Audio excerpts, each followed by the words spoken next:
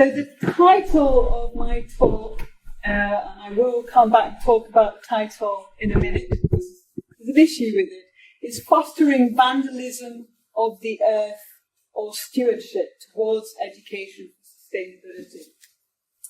This is a really, really broad topic. I am going to be taking a really broad brushstroke perspective on it. I was wondering if there would be people in the audience who have engaged with sustainability education. I think Karen, maybe anybody else whose field this is.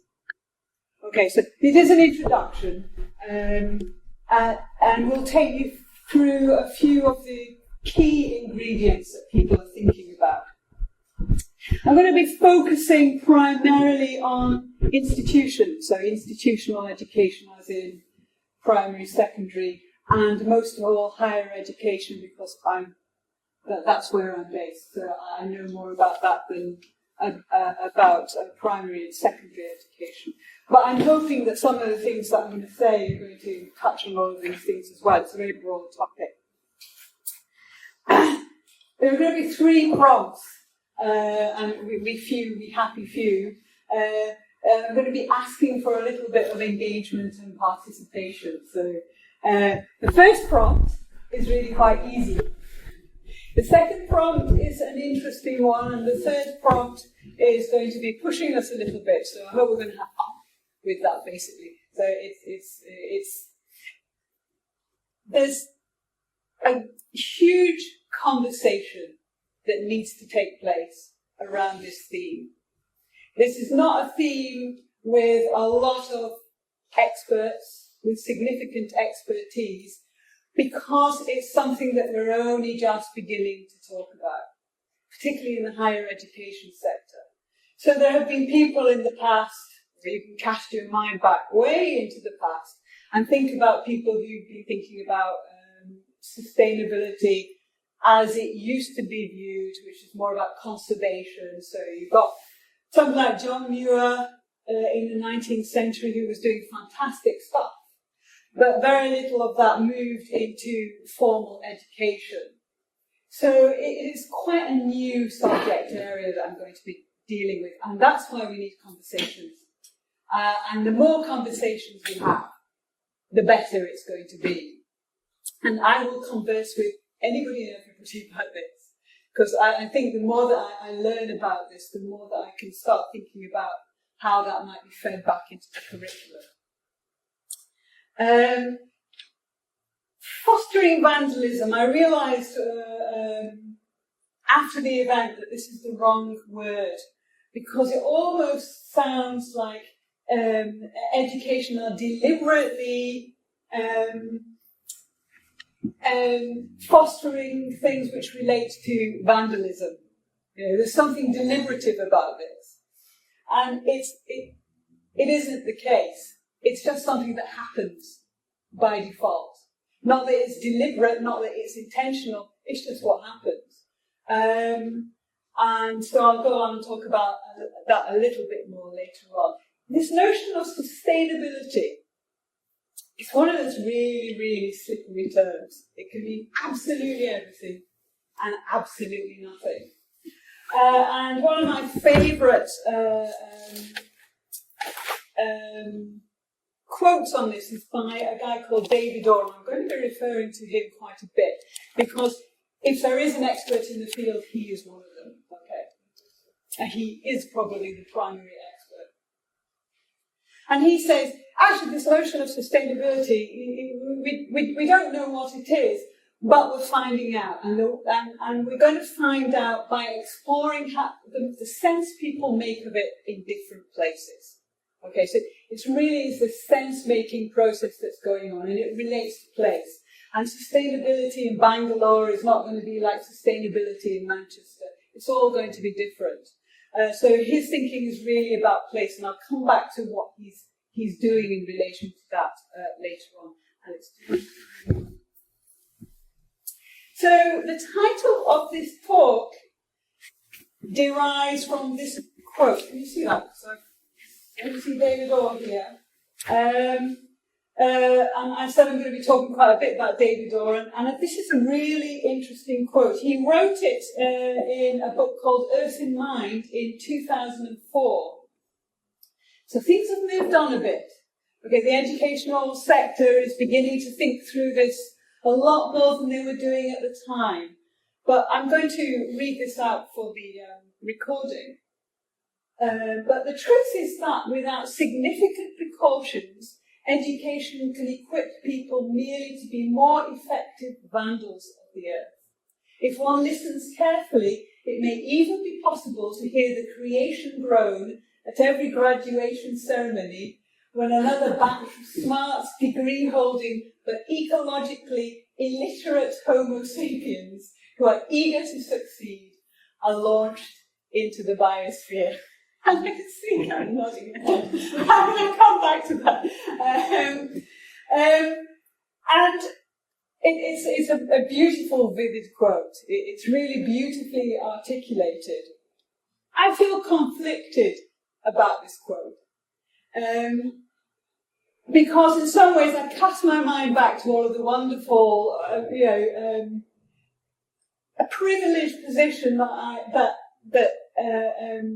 anybody who's received education at any level has, in that we are privy to some wonderful thinking. And at university, I remember I studied Russian and French, and I remember these fantastic lectures on St. Petersburg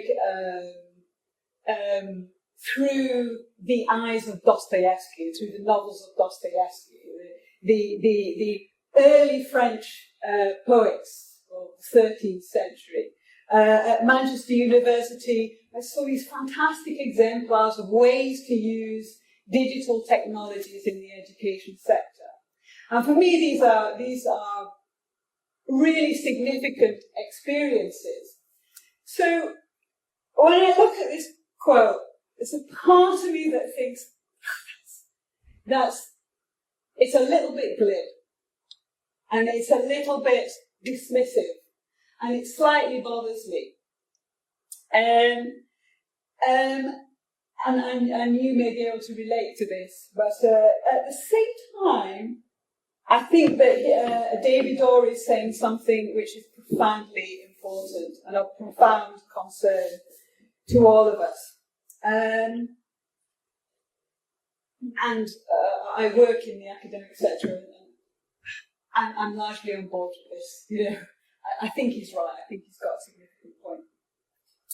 But this raises questions for me about what the purpose of education is. What are we all doing? Anybody who's in the education sector? Who's in the education sector? Okay, right, okay. So a couple of, so the question is, well, what are we about? What is education for? And before I go on to the next bit, that's what I'm going to ask you. I'd like you to work together, group here, or 2, 3 people, and just think about that question. What is education for? Now, you've all had an education, at whatever level, so you've all got something to say about this. And I think it's a question we don't necessarily ask ourselves. So what, in your mind, is education for? So if you'd like to communicate that with the people sitting next to you. And then I'm going to take you back, and we're going to see how your thinking compares to what comes next.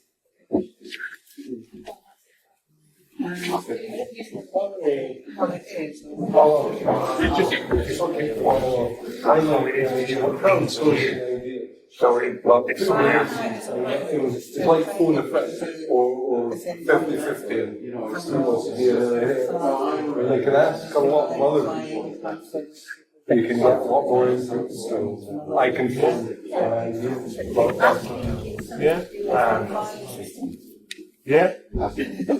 I guess that's one way to do it. I think from education as well, knowledge and share. I think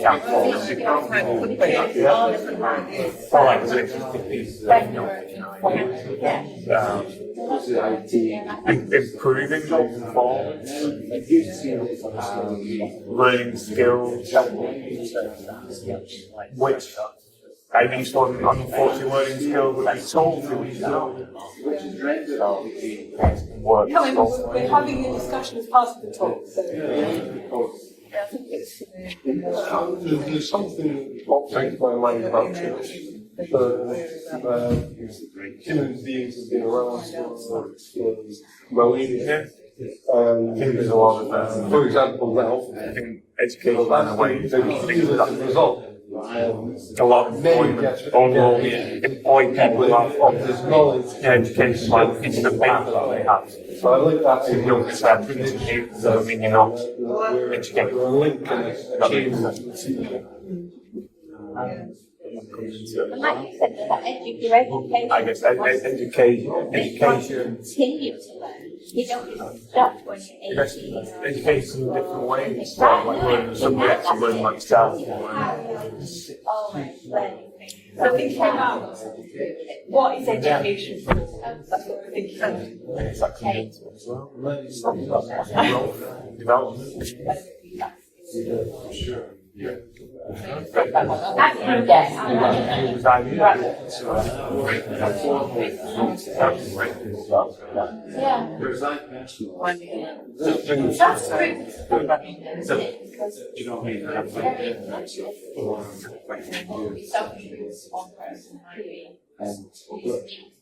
Again, it's a sense of fun.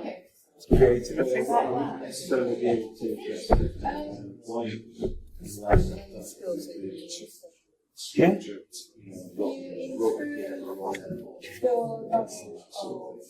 Yeah. Yeah. Certain religion. Yeah. It might Knowledge and understanding to live together there. develop beliefs that create barriers to anything. Yes, and it's So, It's a phase where knowledge is dangerous thing. yes, yes. it's always provokes a lot of discussion. Yeah, sure. It's an interesting question, isn't it? It provokes discussion, and that's good. What we'll do is we'll bring your thinking and kind of compare your thinking to the thinking that I've collated here, and see what we'll do is where you see your thinking, where you think your thinking is being reflected, then stick your hand up and say yes, that was our idea. And at the end of it, we'll see what's not being covered here that you've covered together. So, this is a lovely quote. This is Martin Luther King. He did a fantastic short essay on education, and it's available on the web, and it's superb. If you just plug in education, Martin Luther King will get it. Just that.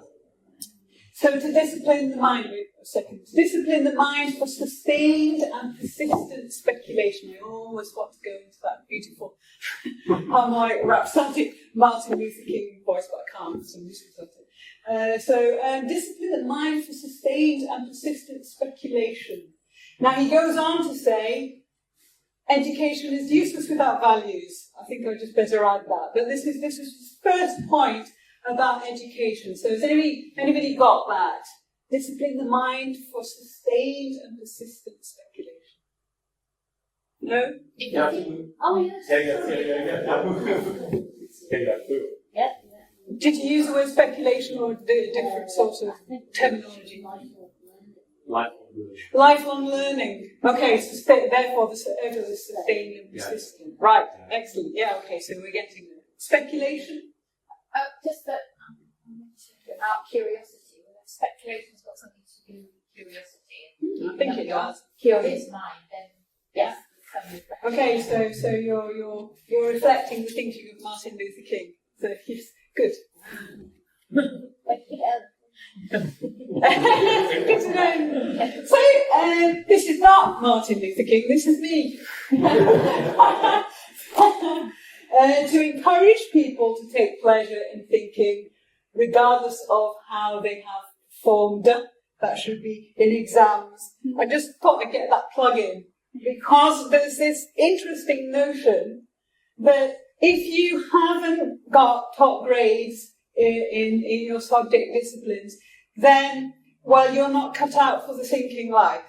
So you need to do something else, which is not really about thinking, it's about something else. Now, I'm not saying that this is a prevalent notion, but it's still there. So I thought I'd just plug it in, because I think, we're all thinkers, and to alienate people from the thinking life because their trajectory through the education system I'm talking about, has been checkered, is a difficult thing to contemplate. But encouraging people to take pleasure in thinking, anybody got that?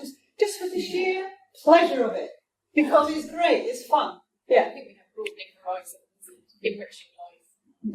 Broadening horizons, enriching life, which is, yeah, I can see that it's constant. I guess we were talking about fun and creativity. Fun and creativity. Fun. Yeah, so education can be fun, which is, we had a speaker earlier on, Ragged, Karen, and she was saying, you make education fun, you gamify it. You make it into a game. So she was of that opinion that education has fun about it. It's spirited, it's like the next one. Right, teach the necessity of being taught. Now, this is a guy called Ivan Illich who wrote a very well-known tract. Would you like to say what it is? Reschooling Society.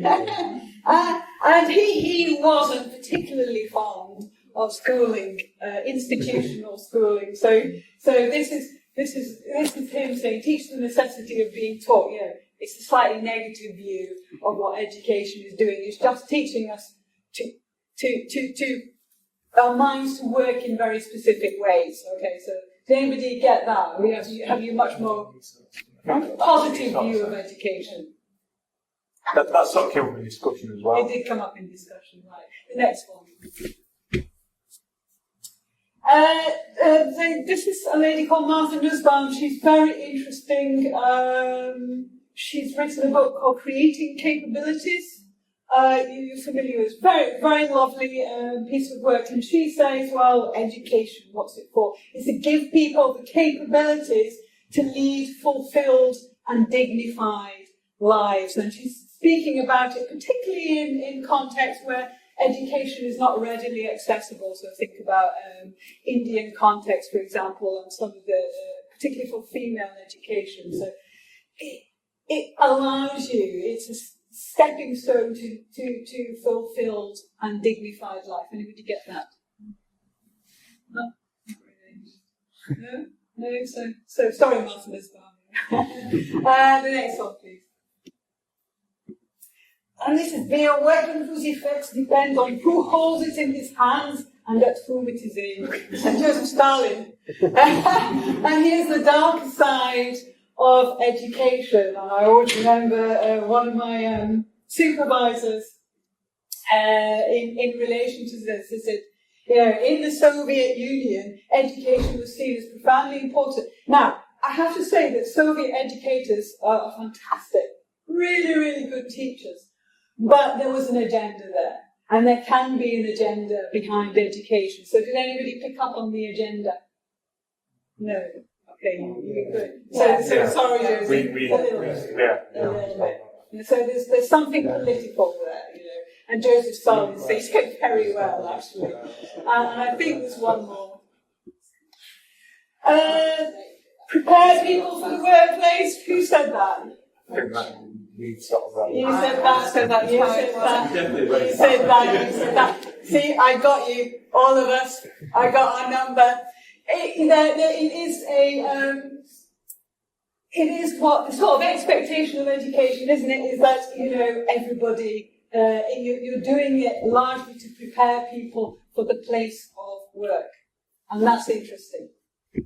And we all got that. Is there anything that we're missing here? Informal. Education is not by somebody else for other people. It's all of those. I'm slightly coming at it from the institutional perspective. So that notion of informal education, just learning through being, through engaging with others in contexts which are not labelled educational, but where it's there. Is that what you're saying? Yeah. I'm well aware that that's not there, but I think it's Ivan Illich who says, the real learning goes on in informal contexts. The real learning. Where have we really learned something? Is it in the formal educational context or not? Yeah, at the moment, our education system is this filing system. Filing system to put people where they should be going, where it's Right, so it's kind of fine, so you're good at this, you can go there. well, no, it's not that. If you've got the money, you can go there. If you haven't got the money, you can go there. Right, okay, so it depends, Good at it's them, that's all. unequal, inequitous education system. Yeah, it's filing system. Go ahead. We just talked about as well, when you go to a place of work and you have this piece of paper that says you're whatever it is, then you don't work for that job when that's not the case. Okay. So what we're doing is tackling some of the issues with this whole notion as well. In our explanation of what education is, we've just been talking about what education is for. So you missed that conversation. Too late. I must say, I think there's something that you haven't captured there. Yeah, good. And I think it's, because if you replace education with learning, then I think that learning within the family from day one when you're born is a certain sort of learning. I'm not sure that any of those quotes actually capture that. No, not at all. So it's again learning through being, through relationships with people, and again, it's what Well, it's informal, but informal tends to be around adults. Yeah, absolutely. So it's one of the most important ways of education is informal. And very much so. And if you haven't read Ivan Illich, this is one of his main points. So he's well worth a read. And I think you've done a digest, haven't you, Alex? Yeah, there's a couple of digests of De-Schooling Society on the Ragged website under the education section. Something that I see in education is the idea of crowdsourcing ideas, that I can connect with a community of like minds and pitch an idea, and people can build this, change it, and evolve my thinking and improve me. Maybe I'm not seeing it in the language. No, I don't think that's there. Right. I don't think that's there. So there are so many ways of thinking about what education is. And I'm using the term education very deliberately, but if I use the term learning, would you be in very different territory, really? Or would we? I don't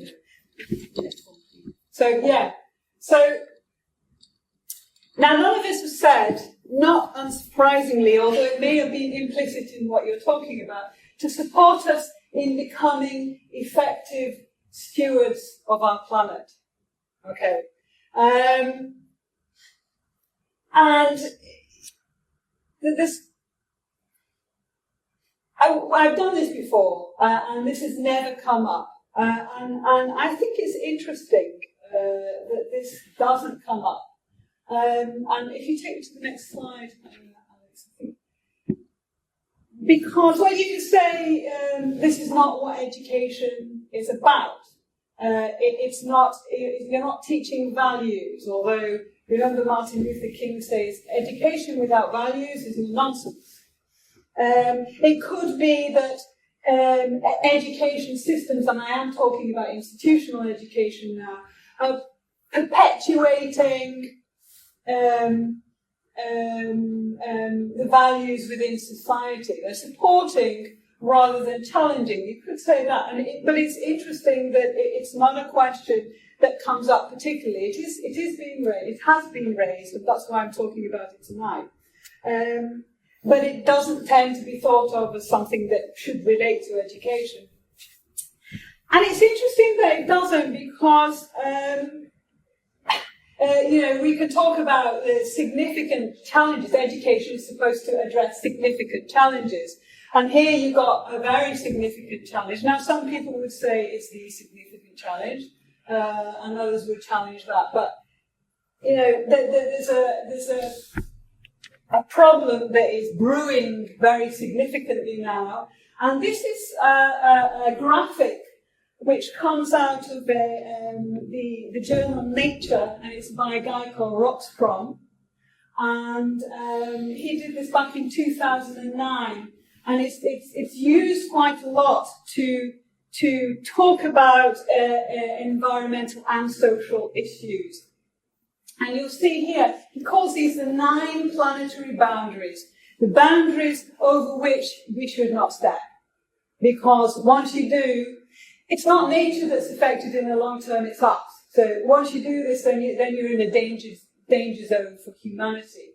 And you'll see that biodiversity loss is way out there. It's in a really difficult place, and there's lots of interesting statistics which relate to this. But that makes my heart bleed, that one, because I love my biodiversity.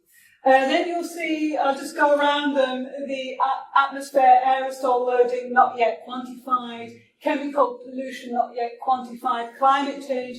Well, this is the one that we all talk about, climate change, and yet it's part of a composite, a multifaceted, cross-pollinating composite.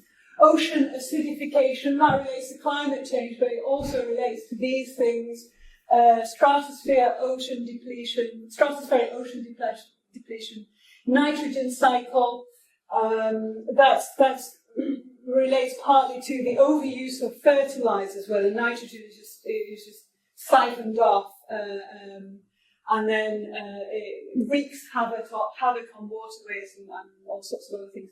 The phosphorus cycle. Phosphorus is absolutely integral to soil, and once phosphorus leaches away, then the fertility of the soil, the richness of the soil, and the microbiome begins to leach away with it. So once you start losing phosphorus, you start losing our capacity to feed ourselves. Global freshwater use, change in land use. So, if you like, this is one of the problems that universities are beginning to get their head around, and so they ask themselves, okay, these are the problems, then, should we not now be thinking about education in relation to this huge challenge? And so they are beginning to do. Next slide, please. And there's a real rationale for doing this. I love this. This is from a guy called Jacobs. Education is the most sophisticated instrument yet fashioned by society for its own conscious and social evolution. So you've got a tension between stay the same, perpetuate what there already is, and move on. And I feel that in the educational context I work in. I feel that shoring up what is and trying to move over to what there needs to be. And it's a tension. I don't know if anybody else who's in higher education feels it, but I feel it really strongly in my context, that we're trying to work out how we edge more towards this rather than shoring up what is, given the issues that we're facing.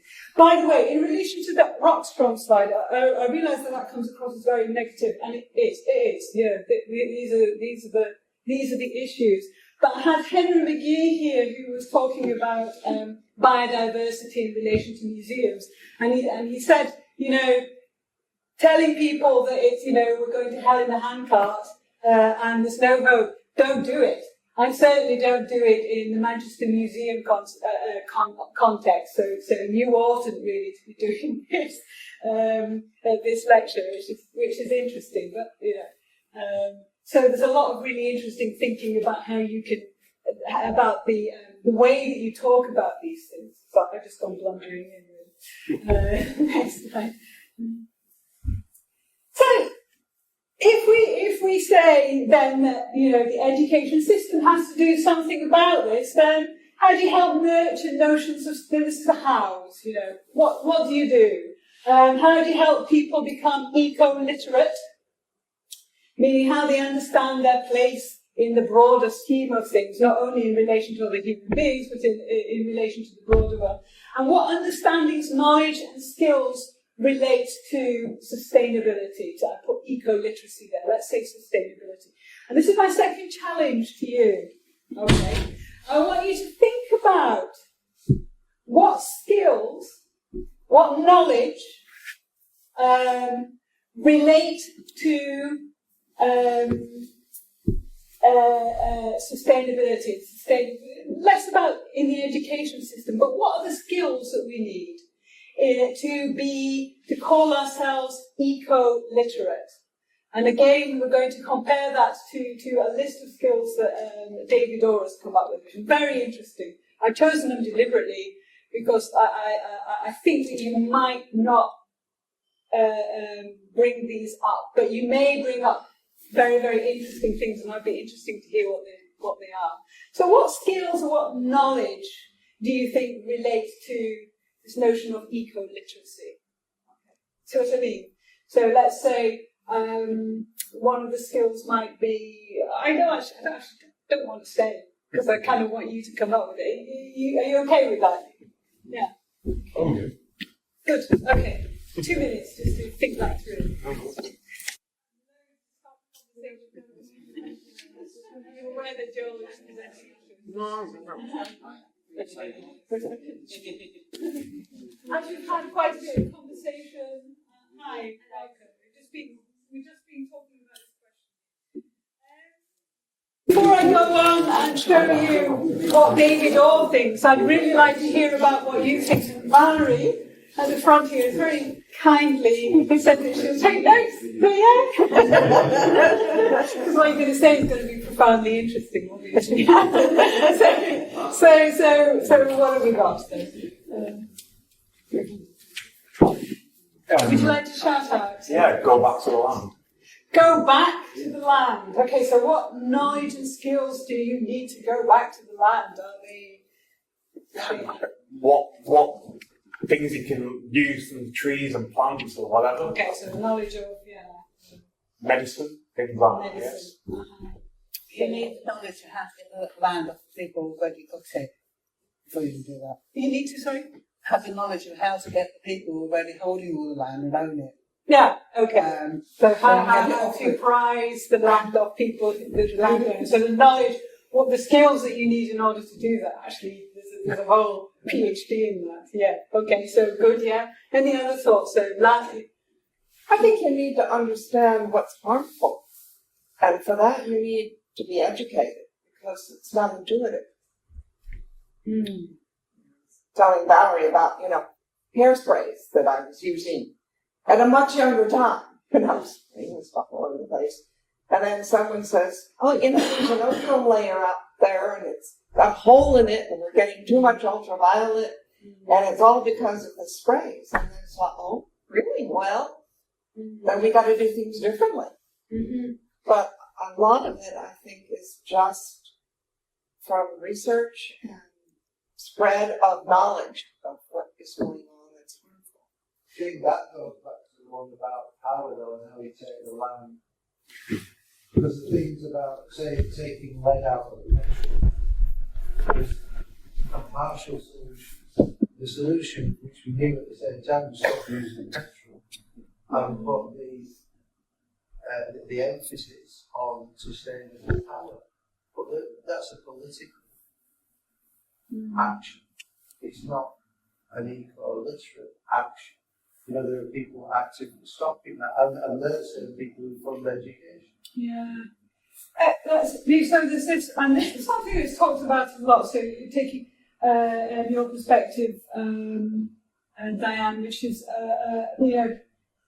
you need to know about what's harmful, and you as an individual need to then take responsibility for that knowledge. And then you've got something which is more systemic, which says, and I was at a fantastic talk the other day by this girl lady called Julia Steinberg, and she says, now forget all of the skills and knowledge and awareness, and you need to shape society so that the bad people will do good things. And she was talking specifically about environmental issues, so So I think there are different ways of, is it your personal responsibility, or is it something that you delegate to a political system? The problem in our system is that, there's nothing actually being done, which brings us back to personal responsibility and how you educate people to be personally responsible and to know what's harmful or not, which is very interesting. Kind of the conversation you're having is reflective of some of the conversation that's going on at the moment in the education system. Yeah. I think a lot of it is about awareness and knowledge. So you can't do anything that you don't know about. But I think it's also about choices, and society and education in particular, because it follows what society is doing, isn't very good at allowing us to know that there is a choice. It doesn't allow us to know that you can be a non-consumer in a consumer society, and that there are other models of economics out there that may not be as damaging to the environment. We don't know that. It's not part of standard education, be it at school or be it in an economics degree. No. There is no modern monetary theory in an economics degree. It's not there. It is a little bit more in America now. I think it's there. There are pockets of it, even at Manchester University. There are pockets of it. But it comes back to that. This notion of the consumer society, and you always teach to the consumer society. And what you're saying is, we don't teach people to understand that there are other models via which we can view. And also, it's sustainability is always taught in Bolton. So even if there was, even if you were going to teach it as part of an economics degree, it'd be like, here's the sustainability lecture, as opposed to actually really working it in and making it something that's in the comes to that later. I think there's a bit of premise going on here that somehow higher education is the route by which we learn. And that a lot of what we learn about sustainability for a huge number of people is not via higher education or anybody who speaks on Radio 4 or whatever. It's the workplace that you are currently working in. And I think that there's knowledge that sits within small, medium and large workplaces, be they government ones or private ones, where there is a lot of information, education and so on that goes on. And I think the big challenge for anybody who perhaps in some sort of management role is that there's a huge amount of disagreement about what creates sustainability and what doesn't. And that's very confusing for people. Very often I think individuals, when they're in the workplace or at home, will just fall back on what they know well, rather than anything else, because why should they? So there are 2 points there. One which relates to Karen's point, I think, is something which is self-perpetuating. And then your point where there is actually knowledge in the community, we're just not tapping into it because we don't give the community the voice to do so. And I think that's a very powerful point. I think what falls into that as well is where you sort of, there is a lot of information out there, but unfortunately, because a lot of people in these businesses just want to make a quick buck and a quick dollar, and the greed takes over when really we would have shared that around. We could have done a lot better way of doing it and bringing all people's ideas to the surface. And I guess that whole idea of cooperation comes up at that point. I think that's a bit of a stereotype. Lots of private institutions, recently I've read a bit more about one particular area of the industry, where their sustainability policy is central to how they operate. And they're worldwide, they're very well known, and I think the majority of people working within that sector truly believe in what they're trying to do. But there isn't necessarily a link, and maybe it's the political link there between what they're trying to achieve, because obviously they've got to be economically viable, and what politicians might choose to promote for the general public. So a lack of clear leadership there. But that kind of dissonance, and not using each other's knowledge sufficiently or recognising it as being valuable. So certainly the notion of shared value, which is a guy called Professor Michael Porter at Harvard, he's saying exactly what you're saying. Actually, this notion, companies, in order to sustain themselves, they are going to have to grab this nettle and engage with it, because it's going to be there, and it's going to be there at an increased level. I nearly said going forward into the future, and I would have just. But yeah, I think it is going to become more and more important. I hate that phrase, going forward into the future, or any other cliche phrase like that. Yeah. Anything else that you wanted to say before I show you the list of skills? Yeah, I think I mentioned. I think one thing that that takes us out of the loop of being responsible for society is the way that we're kind of cut off from a lot of processes. When companies are doing things which they kind of cut us off from an understanding of what's going on in how food is prepared. And as soon as you kind of cut off from that understanding, then it's very easy to make decisions where you're not actually thinking about what's going on. And so, and it comes back to what you were saying about being emotionally connected to things. And if you're more involved in how the things of society are being processed, then you take more responsibility yourself, you feel more connected to it. But as soon as there's that disconnect, and things just appear, and you don't really understand where they're coming from the processes, then... So what about... Or at least it's easier to absorb yourself. Receiving whatever item it is. You don't really understand where it's coming from. Yeah. There's lots of interesting points there. And one of the things that I'm hearing is actually we would love to develop those skills, but actually there are obstacles which are stopping us from doing that.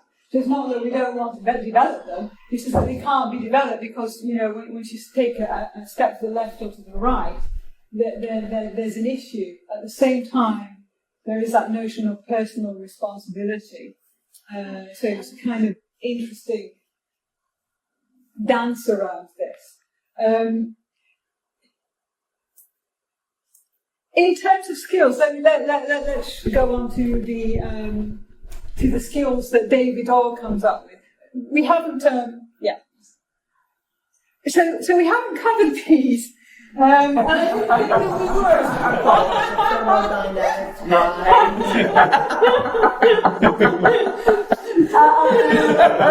We all gotta know. David Orr says, and this is, when I read this, I went, whoa. He says, whoever you are, you should come out of education knowing these things. So think about that for a minute. So the laws of thermodynamics. So if you're not into your thermodynamics,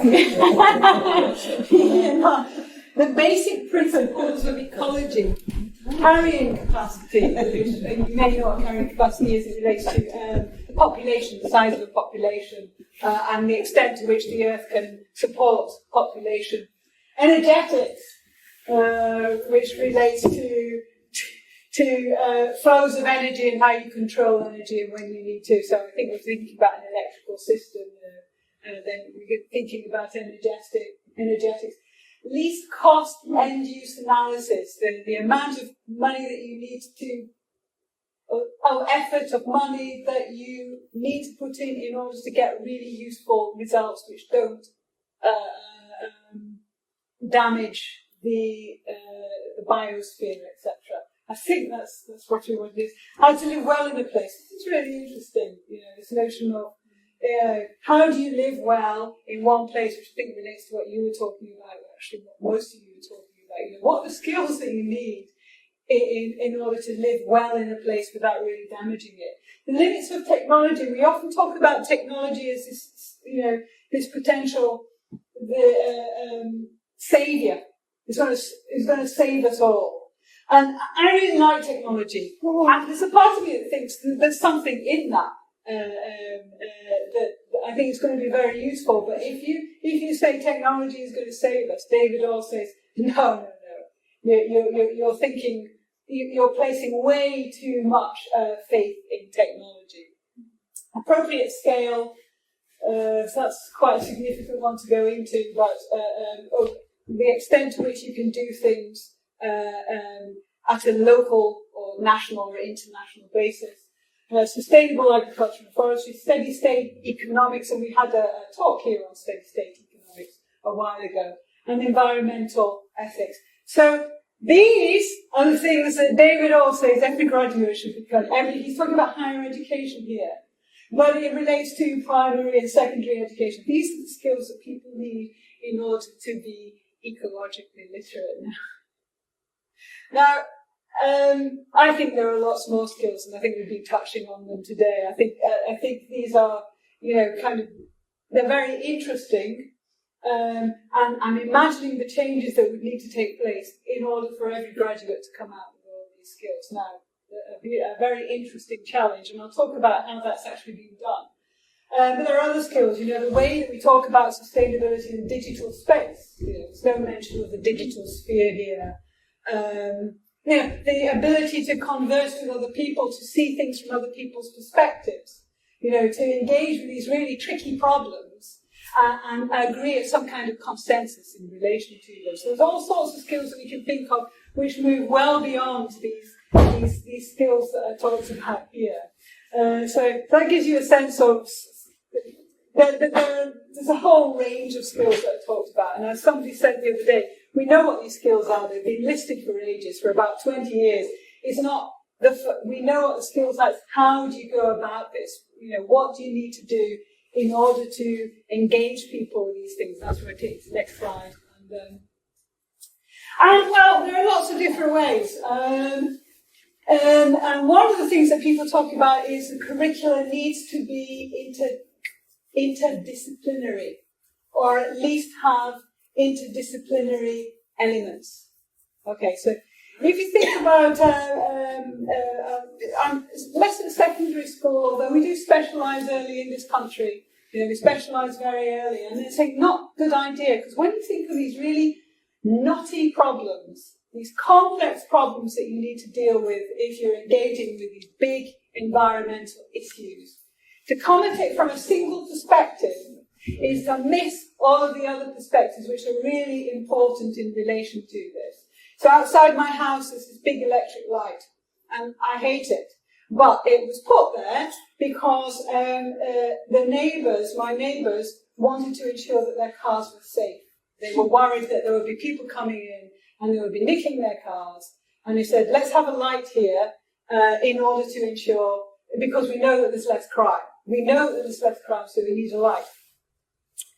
And then you could say, well, there's a health implication to that, because I think we know roughly that this disrupts the endocrinal system at night, and people get less rest if you've got a lot of light coming through a window, which is what's happening potentially in my case. We also know that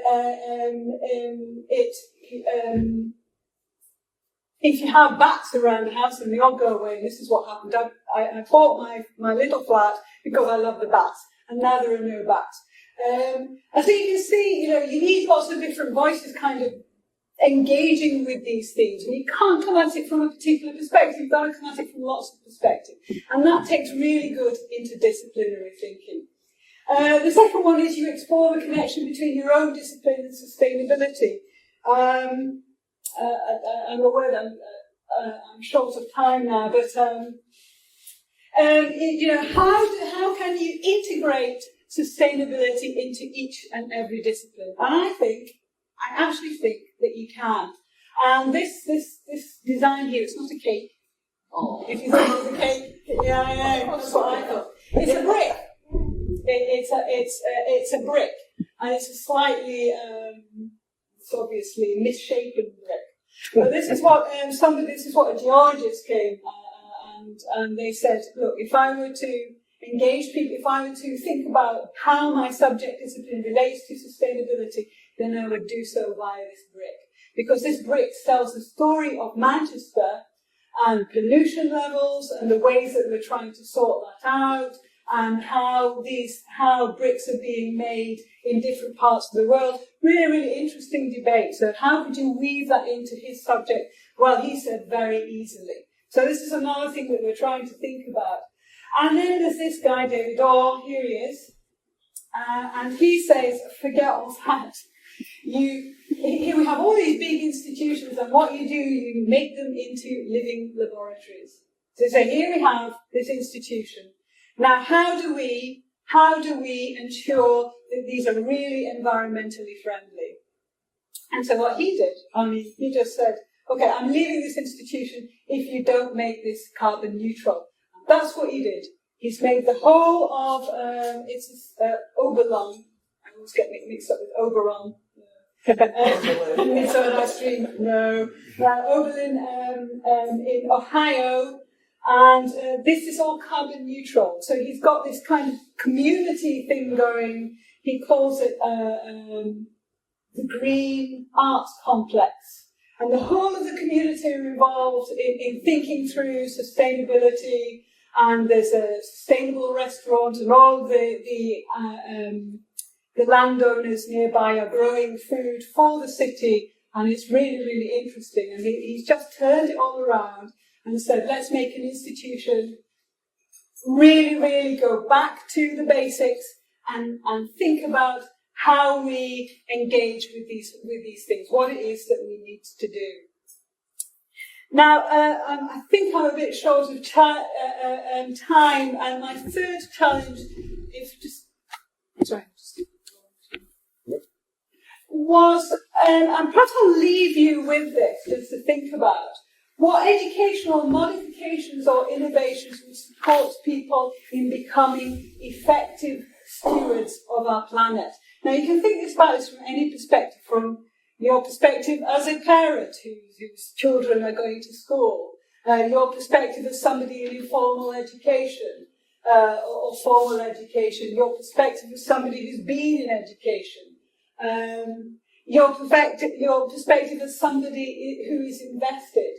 If you were to think about it from that perspective, what do you think would be innovations which would push education on a bit, that would push it further towards this notion of education, engaging us with the notion of effective stewardship? What would you do? I'm sort of, so we just leave out the final discussion here. Yeah, you've still got time, according to my watch. So. All right.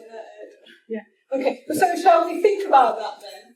And I'm passing the baton over to you. So give me some idea of some of the thinking. What would you do? It could be a small thing. It could be imagine that you're involved in curricular development or anything else. What are you going to do? If you have one thing, what would it be to innovate or modify education so that you're engaging people with this notion of stewardship? Well, you've been talking about universities all the time, but I would be looking to schools. Good. Primary and secondary school. Because primary schools, in particular, children haven't sort of developed the idea of they do subjects so much. So you could have a whole mix, a whole mix of different things that come in those ideas. And it would make sense to them because they help divide their minds up into this isn't maths, it's something else, that thing. Right, so the most fruitful place. This isn't geography, and this isn't science, they haven't got to that stage where they've got everything. Where they're demarcating things, so it's naturally in fact, the word interdisciplinary doesn't really relate to it, does it? It's just learning about stuff. Yeah. It reminds me of a poem, I don't know if anybody knows it. Everything that I needed to know, I learnt in kindergarten. It's a wonderful poem, This is where you start sort of, where do you start all of this? My one concern is that the issues that we have now, we don't think, we'll let the next generation engage with those. You pass the baton without doing anything yourselves. I think that would be a really... But I do think that you have a very good point there. So there aren't these demarcations. Hi. I think Yeah, literacy is obviously very important in education, but rather than it just being 3 R's, it should be like 4 C's as well: creativity and culture and context and critique. Like having those abilities and being able to engage with things rather than just being delivered this as a body of knowledge and this as a body of knowledge. So I love the 4C concept. And then the question is, what's the first thing you do to bring that about? I think it's the bit you were saying. It's more than interdisciplinary. I mean, you only have interdisciplinary because you've got the disciplines in the first place, which is a useful way to start breaking things down. Of course, you have to approach it in some way, but I don't know. There's too many market forces in education that dictate curriculum, and I think as long as you've got that being the case, then there's a slight desire to limit people's understanding, to really be blunt about certain facts, and leave the meaning into it as part of the education. And of course, that's even more affected by other forces, and it's that kind of awareness, broader awareness, that I think kids do have and are perceptive enough, which is probably why a lot of people then lose the thread somewhere along the line and say, okay, what does this mean? Yeah, It's not and then you need direct. to ask, well, what is education for? Because you kind of know. So again, we're thinking beyond the institutional context or younger age groups. Are we saying that higher education is too late? I think that fostering, not even higher education, but continuing education is really cool. So I know that funding's being cut for a lot of continuing education at the moment, and I think that's so short-sighted. Who would have got them to say that you only ever learn when you're in school or at your first round of in your first iteration of higher education? I mean, God, I've never stopped. And that's where I think things like Future Learn come in. There's no Future Learn. They're an online course provider. Future Learn. Yeah, completely free. I think that that kind of thing is just really useful to try and encourage other people to learn as they grow. Again, it's almost. I'm getting a sense that you can't do this in an institutional context, particularly not higher education context. It's almost something that happens on the periphery, and it's the periphery that may nudge you for schooling for. That's all higher education institutions that are putting courses forward and running them, but it's done for people outside of a higher education context. And then saying about the limitations of technology, but the same for younger education as well, since school, but if schools are better at identifying and directing kids to the right sort of resources online, I think you do get those richer educational experiences. There's a lot available at every level. Yeah, there's a lovely project going on. I guess you've all heard of Incredible Edible, have you? The Todd Morden project. They're fantastic, and they're driving some of the educational processes within the area. So they've started a new course off the back of what Incredible Edible are doing, which is you can grow plants. It's agriculture, common agriculture, right? You can use any sort of common land and grow plants on it. And then you can go and you can take those plants. And of course, that's a very simplistic way. There's a lot more going on. And they've realised there's a lot going on. They said, let's go back into the primary schools and the secondary schools. Let's take it in there and let's have a bigger conversation. And there's some really lovely stuff going on. I'm writing a report at the moment, and the conclusion I've come to is that these grassroots organisations, which are going to push the educational sector forward a bit like that, absolutely. It's really funny you should mention incredible level. I didn't mean to get grassroots incredible. No, but it's really funny that you should mention it because she chaired a conference that I went to last week and I got to meet Pamela Church. And she's the most incredible woman. Like, not only had she had a hip replacement and she was chairing the conference, but it strikes me that one of the innovations is people's vision. And Pam has that vision. Yeah. You could just see it in her. And she had a way of taking sustainability and turning it into something that she could then sell to the commercial world. Which I can't do. I'm very good at speaking to different audiences, which is a skill. Unfortunately, When you're thinking about this, you know, I've got sustainability running through me. I find it very difficult to take that hat off. But she manages to. Yeah. I thought when you brought the slide up and had the full list of skills. Yeah. And thermodynamics. And it's funny, like, everyone laughed, including myself, when I laughed. And then actually looked at the list of skills. And I thought, well, actually, it's quite straightforward set of ideas, you know, and you could actually. And it seemed strange that I kind of found myself laughing, because I'm not quite sure why, because really, you know, with a few little examples, you know, that can be taught in a very straightforward way at secondary school. And then that probably comes down to the political kind of agenda, because if you projected that into secondary schools with a set of examples, as if it's like a kind of toolkit on how to live, then that would roll out into people's lives, and that would be very powerful.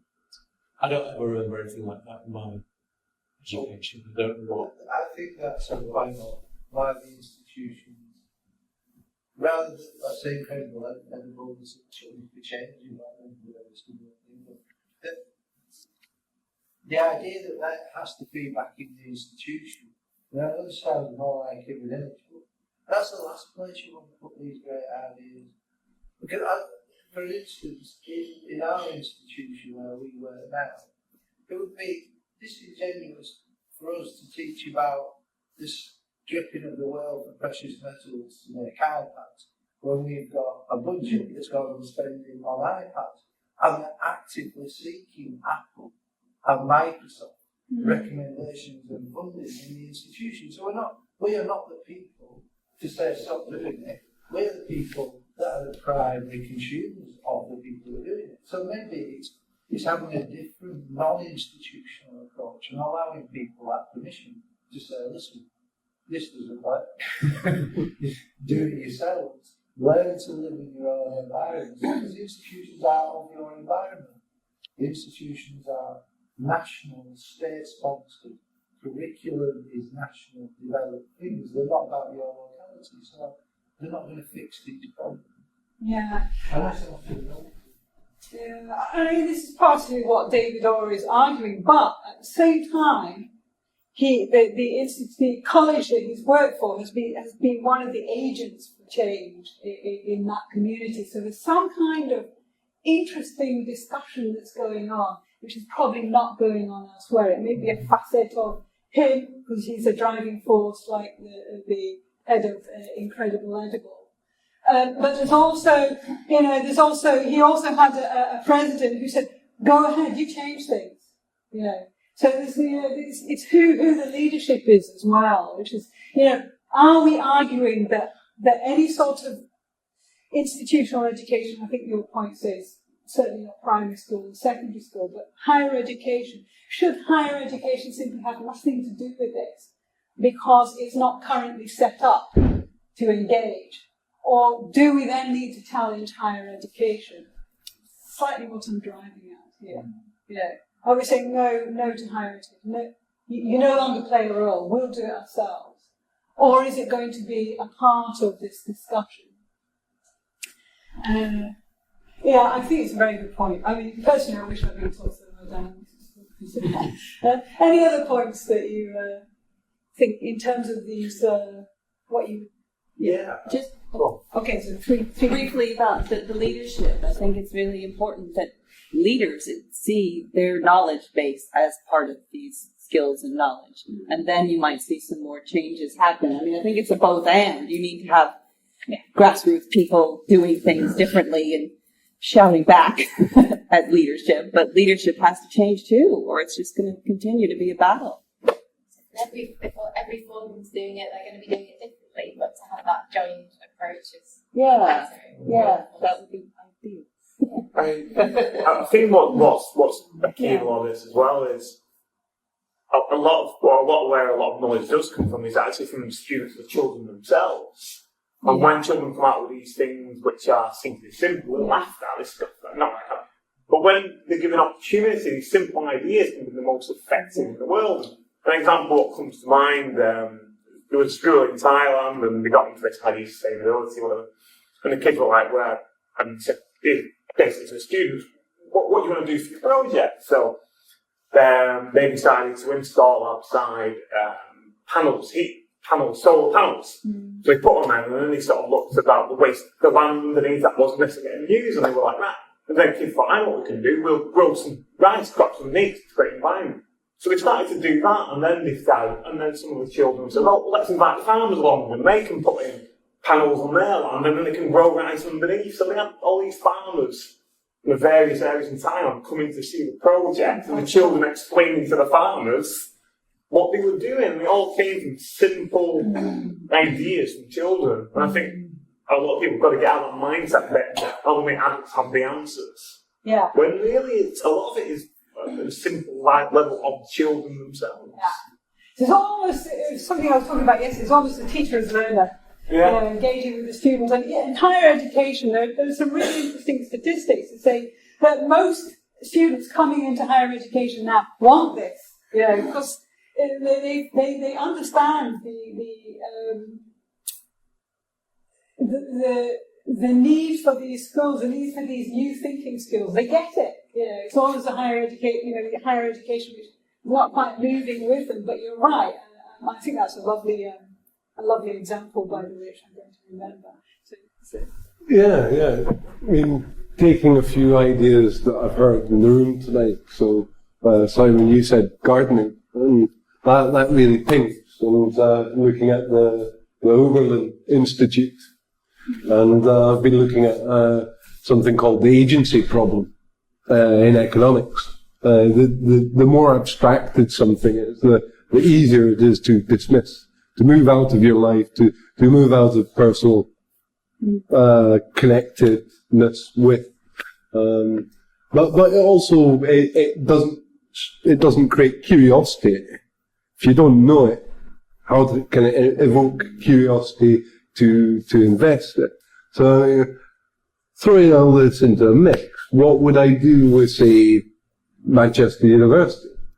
Well, I'd bring the students in and I'd say, well, this is your subject. Now you're going to plant something on this campus, and this is going to be here long after you're gone.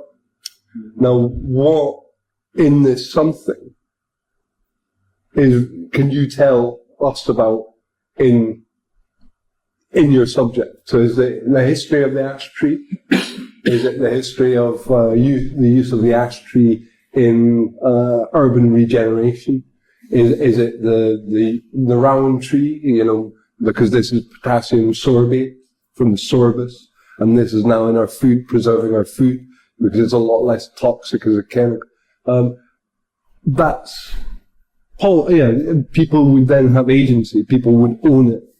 I would... Which is the only way to relate it to specific disciplinary areas. You set up the thing, and people can weave into it what they want in relation to that discipline. Just something that's being thought about. Just before things.